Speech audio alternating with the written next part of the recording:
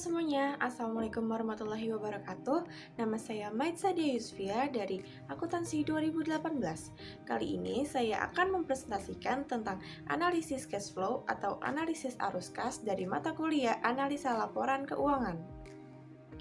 Analisis arus kas juga dapat digunakan untuk menganalisa risiko perusahaan, yang dimana tujuannya untuk menaksir kemampuan perusahaan dalam menghasilkan kas.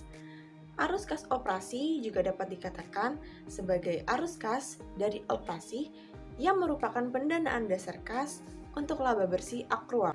Informasi arus kas juga dapat membantu kita untuk menilai kemampuan perusahaan dalam memenuhi kewajibannya, membayar dividen, meningkatkan kapasitas, dan mendapatkan pendanaan. Untuk arus kas, tujuannya dapat menyediakan informasi arus kas masuk dan arus kas keluar untuk satu periode, yang membedakan sumber dan penggunaan arus kas dengan memisahkan aktivitas operasi, aktivitas investasi, dan aktivitas pendanaan. Kas merupakan satu aset yang paling liquid bagi perusahaan.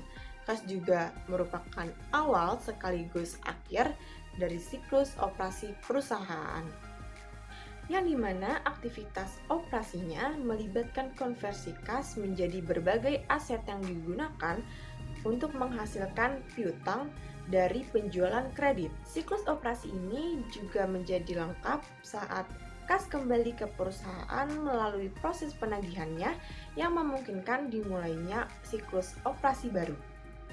Dalam menyusun laporan arus kas, terdapat dua metode yang digunakan. Yang pertama, metode tidak langsung, dan yang kedua, metode langsung. Untuk metode tidak langsung, laba bersih disesuaikan dengan pos penghasilan non-kas dan dengan akrual untuk menghasilkan arus kas dari operasi.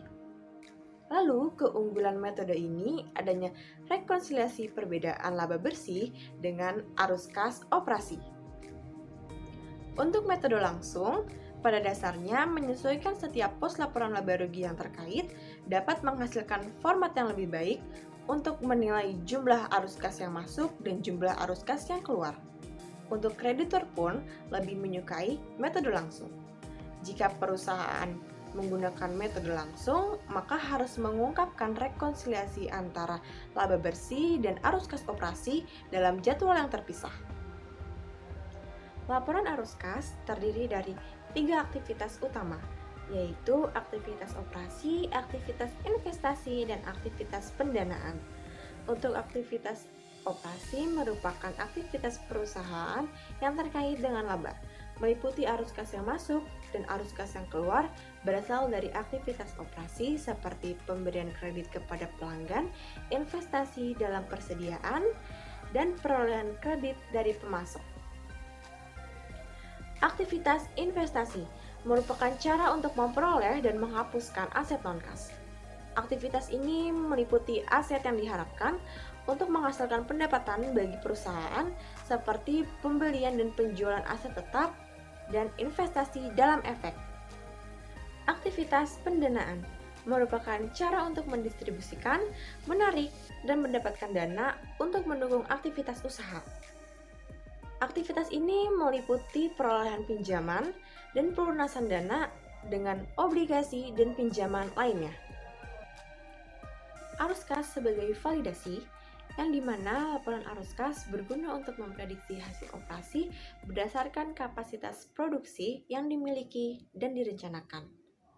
Laporan ini juga digunakan untuk menilai kapasitas ekspansi perusahaan di masa depan. Laporan arus kas juga merupakan jembatan paling penting antara laporan laba rugi dan neraca. Laporan ini juga bermanfaat untuk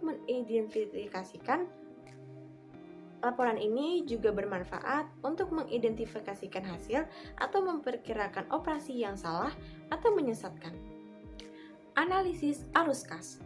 Sulit untuk merumuskan analisis kas standar karena posisi perusahaan yang berbeda-beda. Namun, terdapat beberapa kesamaan, yaitu analisa harus menetapkan sumber dan penggunaan kas masa lalu. Dalam mengestimasikan tren, totalkan sumber dan penggunaan kas utama selama beberapa tahun. Di dalam arus kas ini, analisis common size lebih membantu dalam penelitian ini. Kesimpulan yang didapat dari analisis arus kas yaitu menilai kualitas keputusan manajemen perusahaan dari waktu ke waktu dan dampaknya pada hasil operasi dan posisi keuangan perusahaan. Demikian presentasi dari saya tentang analisis arus kas. Kurang lebihnya mohon maaf. Wassalamualaikum warahmatullahi wabarakatuh.